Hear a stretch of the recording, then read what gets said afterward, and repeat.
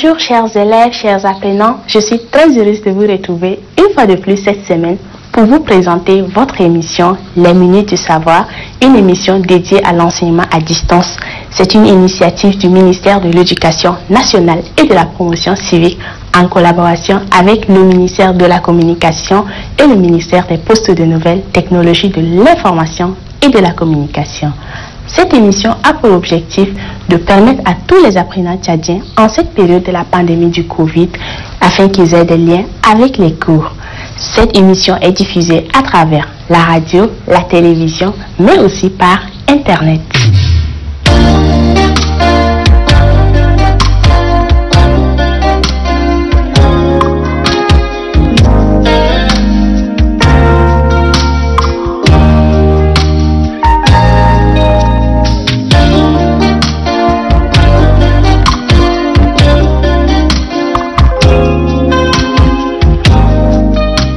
Chers terminalistes, aujourd'hui nous allons suivre un cours de français qui sera présenté par M.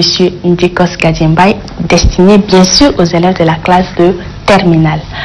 Le titre de la leçon est Étude de thème, la conscience nationale.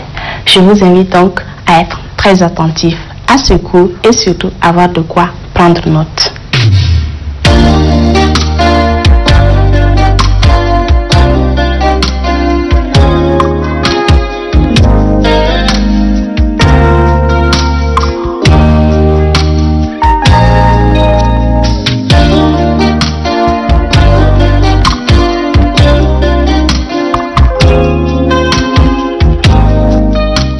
Chers élèves, je suis Ndikos Gadjembaye Patrice, professeur de français du secondaire. Heureux de nous retrouver encore aujourd'hui pour notre leçon qui se porte sur le commentaire composé, méthodologie de commentaire composé, et destinée donc aux élèves de la terminale.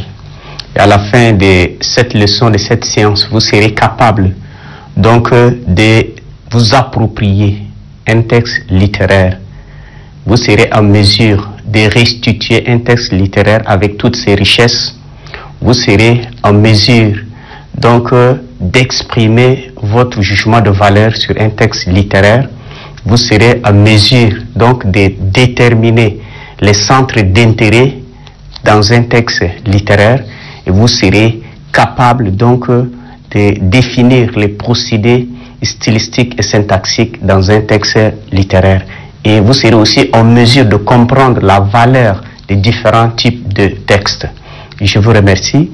Et pour nous permettre de bien avancer, veuillez vous munir du stylo et de votre cahier pour prendre note. Et vous allez nous suivre à travers la télévision, la radio et sur Internet.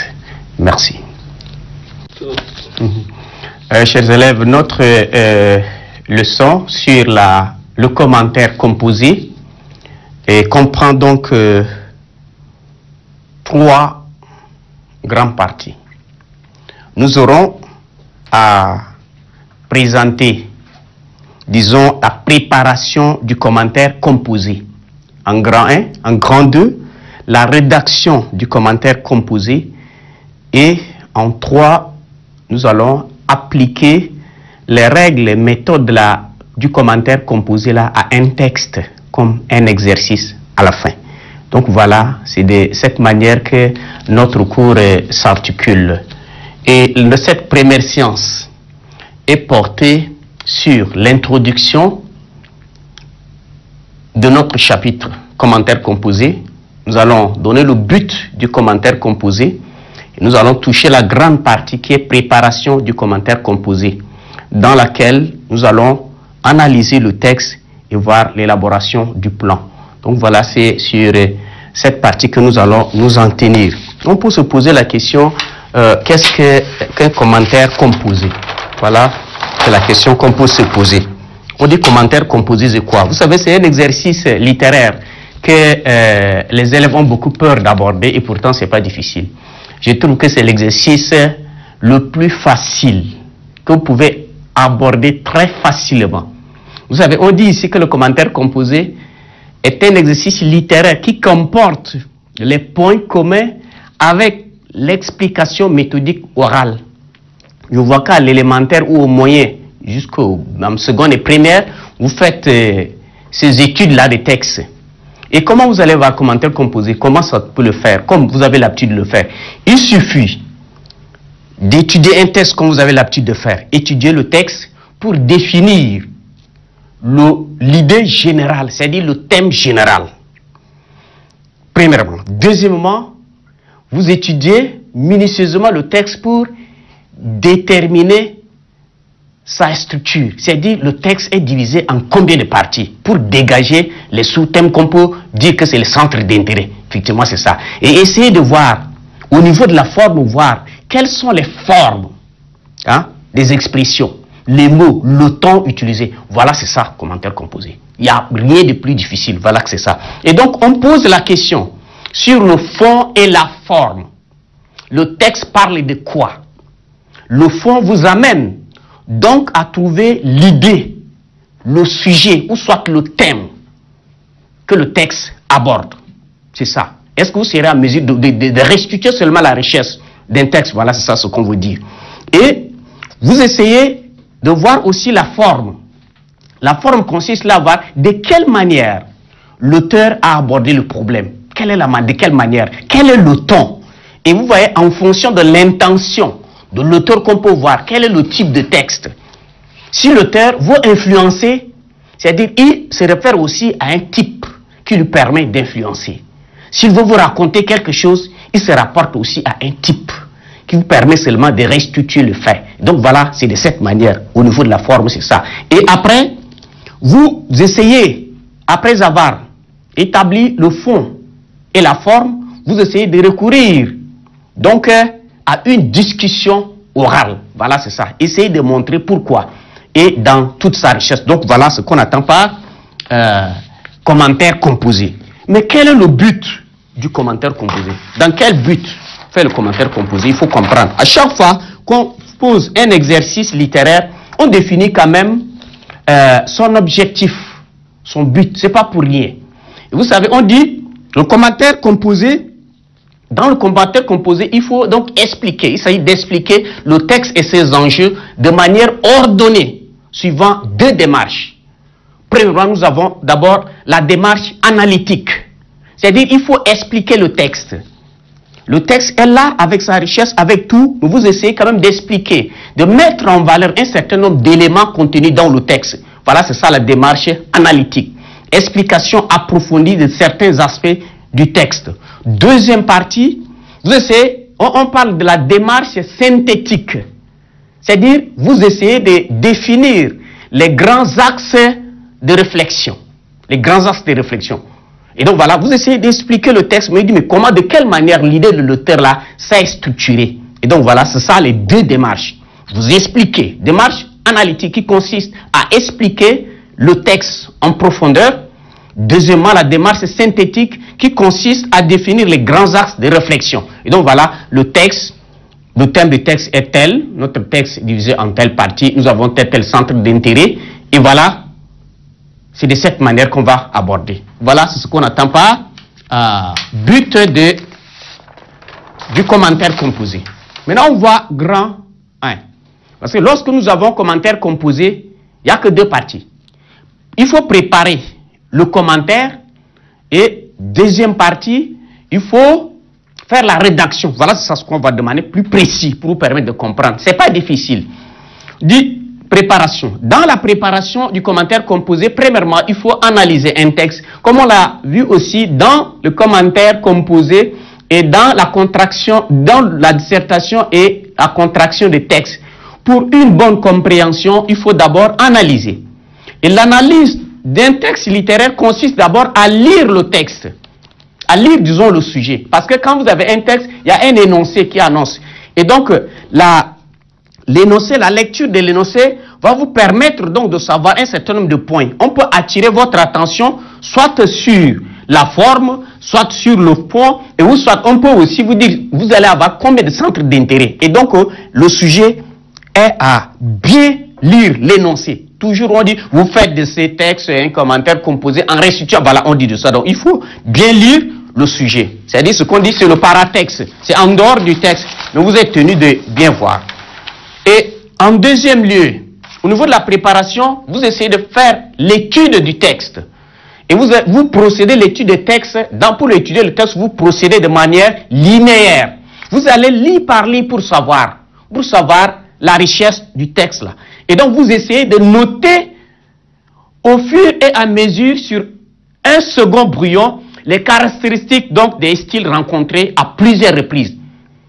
Et vous allez voir, lorsqu'on peut dire que le texte parle de tel, c'est en fonction de ce qu'on appelle le champ lexical. Si vous avez le champ lexical, on dit c'est des mots qui renvoient à un même domaine. Et donc c'est ce qui va vous permettre donc de dire qu'il s'agit de ça. Donc vous essayez de noter les caractéristiques qui reviennent à plusieurs reprises, ce qui va vous permettre de trouver le thème dominant ou l'aspect dominant. Deuxième partie, vous essayez de faire un rapprochement. Quand vous lisez un texte, il faut le rapprocher aussi à un autre texte, quelque part. Nous allons voir là un texte Aimé Césaire, tiré de la tragédie du roi Christophe, qui parle de « je demande trop aux hommes, pas assez de travail ». Donc, trop aux hommes, pas assez aux nègres. Et donc, dans ces textes, on parle du travail. Mais est-ce qu'on peut recouper ces textes-là avec rapprocher ces textes-là d'autres? Peut-être, si pour parler de travail, on peut voir même Jacques Roumain, qui dit « l'homme est le boulanger de sa vie ». Donc voilà, nous avons, il y a dans certains textes, dans certains ouvrages, où les auteurs mettent l'accent sur un certain nombre. Et lorsque vous faites un rapprochement, ça vous permet déjà d'avoir un peu une ouverture d'esprit et aborder amplement le texte. Après, vous essayez de situer le texte dans son contexte. Situer le texte dans son contexte. C'est-à-dire qu'il faut replacer le texte dans l'œuvre. Quelle est l'œuvre? Le texte est tiré de quelle œuvre vous le situez? Vous pouvez à ce niveau étudier le texte par rapport à son auteur et à son époque. Parce que le texte, c'est l'émanation d'un auteur, c'est le point de vue, c'est l'aspiration d'un auteur, et donc vous devez étudier le texte par rapport à l'auteur. Si vous parlez d'Aimé Césaire, vous savez quelle est la dimension de la lutte littéraire d'Aimé Césaire. Vous savez, Aimé Césaire s'est donc engagé contre la méchanceté des Blancs et contre la lâcheté de ses frères. Et donc vous allez voir, dans tous les textes, vous allez voir les dimensions. Ces deux dimensions-là, selon Aimé Césaire. Vous pouvez étudier le texte par rapport au genre littéraire. C'est du théâtre, c'est la poésie, c'est le roman, et voilà ça. Vous devez aussi étudier le texte selon le courant littéraire. Ou soit, vous allez voir ça par rapport au personnage. Vous devez voir là, dans ce texte, quelle est la place de l'auteur dans le texte ou du personnage. Vous savez que quand vous prenez un texte, vous allez voir dans un texte ou soit dans une œuvre, il y a toujours des personnages. Mais dans ces personnages-là, il y a un qui incarne l'auteur. Un qui incarne l'auteur. Parce que ce n'est pas la parole directement de l'auteur, mais à travers les personnages qui essaient de le faire. Et après avoir fait l'étude, vous essayez de faire le plan. Le plan, travail. Et le plan vous conduit donc à restituer l'ordre de découverte du texte. C'est-à-dire, vous faites une vue générale, vue d'ensemble. Vous essayez de sortir les interprétations donc subtiles, qui vous permettent de relier les aspects les uns aux autres. Et vous essayez, en fait, de choisir un ordre expressif, c'est-à-dire déterminer 2 ou 3 centres d'intérêt après l'étude. Voilà, c'est ce que vous essayez de faire. Et c'est ça ce qui est très important. Et vous suivez la structure de l'extrait. Vous présentez le mouvement du texte. C'est-à-dire, vous caractérisez les étapes. Nous avons, à chaque étape, correspond un centre d'intérêt. Et vous essayez d'ordonner ces centres d'intérêt-là. Et vous pouvez les converger aussi vers un centre d'intérêt dominant. C'est là où on peut trouver le point général, ainsi de suite, parce qu'à un point donné, où vous allez donner aussi votre point de vue par rapport au texte. Et attention, on ne peut pas faire cette étape-là. L'étude, vous ne pouvez pas faire ligne par ligne. Vous devez utiliser de manière méthodique, parce qu'il y a des idées qui sont en haut, qui peuvent aussi recouper en bas, donc ça va vous permettre de dégager le centre en fonction de l'idée qui est développée. Donc voilà, c'est à ce niveau que vous devez comprendre que premièrement, il faut préparer. Commentaire. Il faut préparer. La préparation commence d'abord à faire l'étude du texte. et à élaborer un plan. Lorsque vous essayez de faire, l'idée va sortir de manière plus claire et ça vous permettra de bien aborder. Donc voilà, chers élèves, notre leçon tire à sa fin. Je vous remercie de votre aimable attention. Je vous donne rendez-vous à la séance prochaine. Et je vous propose de retrouver tous les supports de cours ainsi que les exercices sur le site www.eductchad.com. Pour toute difficulté, appelez le 13 17. Des collègues enseignants sont là pour vous aider.